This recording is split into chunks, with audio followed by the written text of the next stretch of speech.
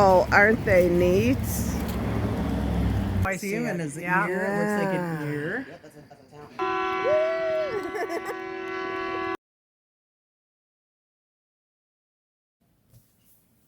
Hi. Today I am finishing the last 8 questions of the 13 Nights of Samhain hashtag. The Wild Witch started this hashtag, and if you follow the hashtag, you will find, so many videos. And it's been a lot of fun to watch them. My answer to this question is just by being out in nature is how I connect with it. Cleaning up my garden and being mindful while I'm doing it. Harvesting the last of the things I want to bring in, like my lavender. I still have lavender blooming, and I have some herbs that are still alive. And it's so easy to connect with nature here. And then, Minnesota has so many beautiful places to visit at this time of year that are just spectacular. Me and my girlfriends decided to take a day trip to St. Croix Falls, and being out in the place that used to be covered with water 1,000,000 years ago, and throughout the years, this is what happened to it. This is what came of it all. It's just spectacular.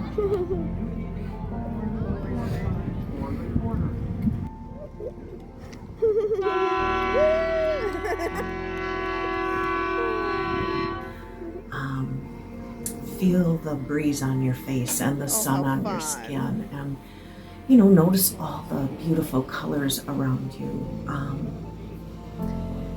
This time of year, it's so easy to connect with nature.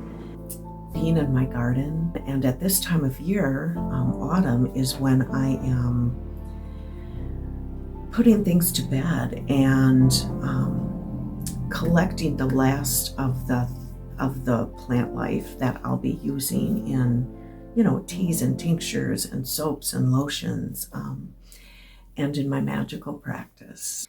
And just stopping in the middle of it all and being mindful, paying attention, noticing the nature around me. We have a really beautiful world. So I was able to go up to my girlfriend's cabin one last time before she closes it up for the winter. And my sister brought a craft for us to do, and it was so fun. We took air dry clay and made imprints of leaves that we collected out in the yard. The clay was really hard to work with, mostly because we've never used it before and we're kind of clumsy, but we managed to get our leaves cut out. Next time I think I would roll the clay out a little thinner, because they came out rather thick and they took forever to dry. But once they were dry, we painted them, and I think they turned out kind of sweet. Crafts at the cabin. It might be a brand new thing. I guess I don't have a special recipe for this time of year. We'll probably be chilled, sitting out at the fire, and so I like making a nice hearty stew on Samhain. Just a nice beef-based broth with root vegetables and, thickened up and served with a nice crusty bread. I might even make my own bread this year. That might be kind of fun. One of the things that I do every year at this time is make my hag torches for the coming year. When I make a hag torch, I use mullein, I did an entire video about mullein and what it can be used for medicinally and magically, and I'll link that below. It's a really magical and versatile plant to use in spiritual or witchcraft practices. So we'll be burning that on Samhain. And every year, since I don't do my big party every year, I just invite a small group of people. We invited 8 people last night and had a wonderful dinner and just, sat up at the fire and enjoyed one of the last days we will be getting together this year. I think I kind of answered this question in the last video I did for the hashtag. Samhain is the finish line. It's the ending of the year, harvest time, both magically and metaphorically. Things will be quiet for a while after the celebration, and it brings about the time for inner work and rest. I communicate with my beloved dead all year, but this night is the night that I celebrate them big. And I honor them big with offerings, and that's what it's all about, right? Our ancestors, our loved ones. So essentially, it's their day.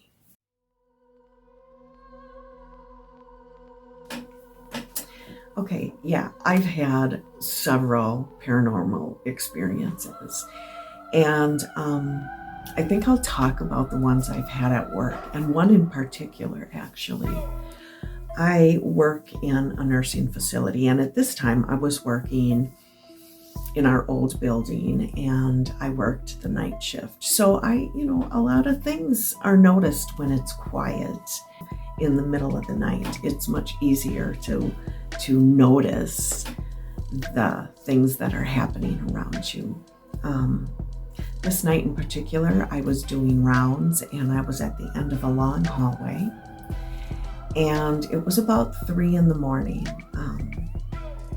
And as I'm looking down the hallway, I see a woman walking rather quickly, and she went into a room right by the nursing station. And I immediately thought it was the lab. Then I got to thinking, why is it so early? They never come this early. The woman was wearing a winter coat, and it was winter outside. So I walked down the hall and into that room. I'm thinking, when somebody's in the building, I need to know, because there aren't very many of us there. And I walked into the room that she entered, and all that was there was our lovely resident sound asleep. So yeah, I saw somebody go in that room, and they didn't come back out. And that was kind of strange.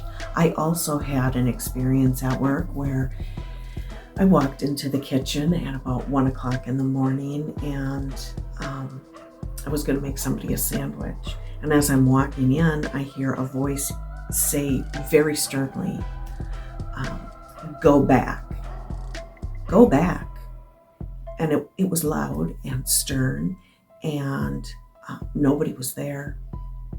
I was used to going in the kitchen when it was dark, so I flipped on the lights, and there was nobody in there. That one freaked me out a lot. I didn't go back in the kitchen. I didn't go back in the kitchen at all that night. And the woman didn't get her sandwich, by the way. Sad to say.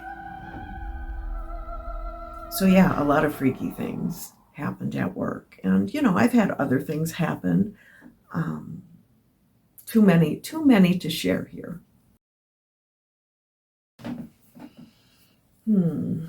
What have I learned? I really don't know how to answer this question. I've learned a lot about myself this year. a lot about how strong I am, and a lot about setting boundaries and keeping my boundaries. Look at them all. They're so pretty. I learned to ask for help when I need it. What is there, 6 of them? So this was... I learned that chronic depression doesn't care how many weapons I have in my self-care toolbox. It doesn't care about how happy and positive I feel or try to feel. It doesn't care what's going on in my life or care about my age, my race, my gender, my appearance. It strikes when it strikes. And it's a strange feeling when you're home. I've always been so proud of the way I've handled my illness since I began my witchcraft and spiritual journey. Okay, you guys ready? In a way, it's been my healing salve, my antidote, the Band-Aid on the wounds, but it didn't cure the disease. The wounds are still there, deep under all that salve. I've always been an advocate for those suffering with mental illness of any kind, and I've tried to bring it out into the open and not be ashamed to share my struggles with it. Encouraging those who need some help to seek it, trying to end the stigma about it and the medications to treat it. There's such a stigma around that. And I try to inspire those who are weary to practice self-care. But when the time came that I was struggling myself, I found it a little hard to accept at first. I thought, how can I be an inspiration to others when I can't even help myself? Oh, yes. She's cute. Even without the hollow. So I still struggle, and I have been for quite some time, but I learned to put my money where my mouth is, practice what I preach, walk the talk. I need to advocate for myself as well as others, find my own inspirations. My toolbox is full, yes, but an old boss of mine once said, you have to use the right tools for the task at hand. Yeah, why don't you go pose by the penis? I started taking medication this year for the first time in 20 years. My depression was just too heavy. It's been almost a year now, and I still struggle, and I have been for quite some time.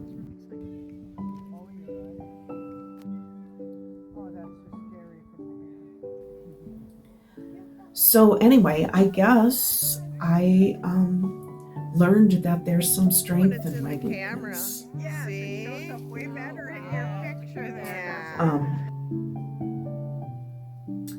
When I talk about caring for yourself and striving for happiness and practicing self-love, you can be sure that it's coming from a place of personal experiences.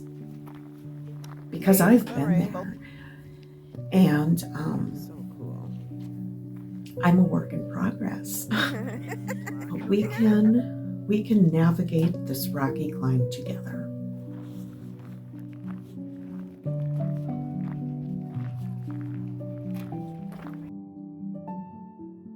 Of course, I want to feel better this year, mentally and physically.